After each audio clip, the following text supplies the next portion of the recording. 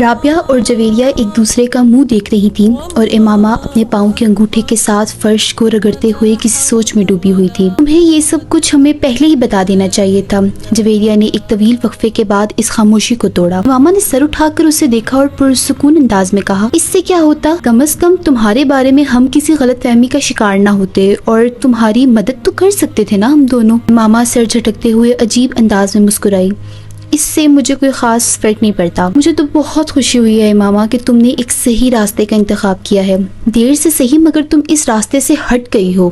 جویریہ نے اس کے پاس بیٹھتے ہوئے نرم لہجے میں کہا، تم اندازہ نہیں کر سکتی کہ میں اس وقت تمہارے لیے اپنے دل میں کیا محسوس کر رہی ہوں۔ امامہ چپ چاپ اسے دیکھتی رہی۔ تمہیں اگر ہم دونوں کی طرف سے کسی بھی مدد کی ضرورت ہو تو ہچکچانا مت، تمہاری مدد کر کے ہمیں خوشی ہوگی۔ مجھے واقعی تم لوگوں کی مدد کی ضرورت ہے، بہت زیادہ ضرورت ہے، امامہ نے کہا۔ میری وجہ سے اگر تم نے اپنے مذہب کی اصلیت جانچ کر اسے چھوڑ دیا ہے تو، جویریہ کہہ رہی تھی۔ امامہ اس کا چہرہ دیکھنے لگی۔ تمہاری وجہ سے؟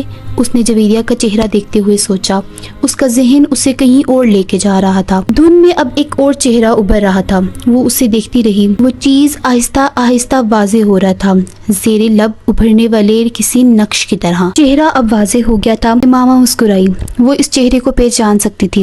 اس نے اس چہرے کے ہونٹوں کو ہلتے دیکھا، وہ آہستہ آہستہ آواز سن سکتی تھی، وہ آواز سن رہی تھی، قطرہ مانگے جو تو اسے دریا دے دے، مجھ کو کچھ اور نہ دے، اپنی تمنا دے دے، میں صرف یہ چاہتی ہوں کہ تم لوگ کسی کو کچھ نہ بتاؤ، زینب کو بھی نہیں۔ اپنے سر کو جھٹکتے ہوئے اس نے جویریہ اور رابعہ سے کہا۔ ان دونوں نے سر اس بات میں ہلا دیا۔ کچھ نہیں مانگتا شاہوں سے یہ شیدا تیرا، اس کی دولت ہے فقط نقشے کفے پا تیرا، پورے قد میں کھڑا ہوں تو یہ تیرا ہے کرم، مجھ کو جھکنے نہیں دیتا ہے سہارا تیرا، لوگ کہتے ہیں کہ سایہ تیرے پیکر کا نہ تھا، میں تو کہتا ہوں کہ جہاں بھر پہ ہے سایہ تیرا۔ وہ اس آواز کو پہچانتی تھی، یہ جلال انصر کی آواز۔ امامہ کو میڈیکل کالج میں گئے چند روز ہوئے تھے جب ویکنڈ پر اسلام آباد آنے کے بعد اس نے ایک رات زینب کے گھر لاہور فون کیا۔ بیٹا میں زینب کو بلاتی ہوں، تم ہولڈ رکھو۔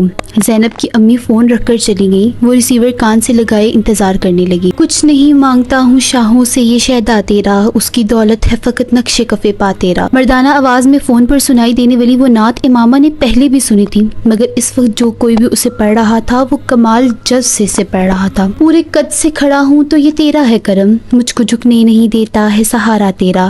اسے اندازہ نہیں تھا کہ کسی مرد کی آواز اتنی خوبصورت ہو سکتی ہے، اس قدر خوبصورت کہ پوری دنیا اس آواز میں قید لگے۔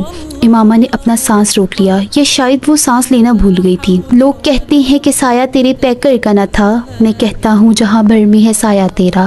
انسان کی زندگی میں کچھ ساتیں ساتھ ہوتی ہیں، شب قدر کی رات میں آنے والی اس ساتھ کی طرح جسے بہت سے لوگ گزر جانے دیتے ہیں، صرف چند اس ساتھ کے انتظار میں ہاتھ اٹھائے اور جھولی پھیلائے بیٹھے ہوتے ہیں، اس ساتھ کے انتظار میں جو چلتے پانی کو روک دے اور رکے ہوئے پانی کو رواں کر دے، دل سے نکلنے والی دعا کو لبوں تک آنے سے پہلے مقدر بنا دے۔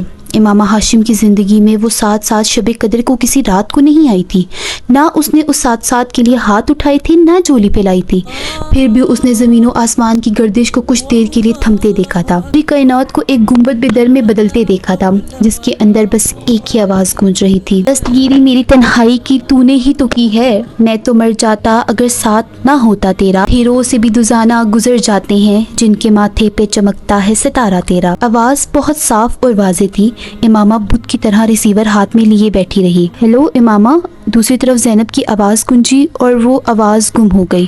زمین کی رکی ہوئی گردش دوبارہ بحال ہو گئی۔ ہیلو امامہ، آواز سن رہی ہو میری؟ وہ ایک جھٹکے سے ہوش کی دنیا میں آئی۔ ہاں میں سن رہی ہوں۔ اوہ میں نے سوچا لائن کٹ، زینب نے کچھ مطمئن ہوتے ہوئے کہا۔ امامہ اگلے چند منٹ اس سے بات کرتی رہی، مگر اس کا دل اور دماغ تو کہیں اور ہی تھا۔